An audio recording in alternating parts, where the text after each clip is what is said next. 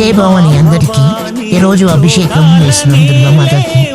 అభిషేకంలో నేను పాల్గొన్నాను. ఈరోజు సాంబమాలలో నేను ఫస్ట్ టైం వేసిన దుర్గామాత మాల.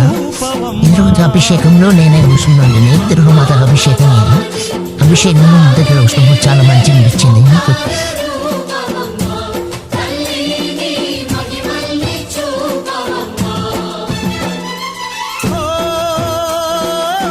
సృష్టికే దీపమా, శక్తికే మూలమా, సింహరథమే నీదమ్మా. అమ్మ దుర్గమ్మ భక్తులను దీవించుమా.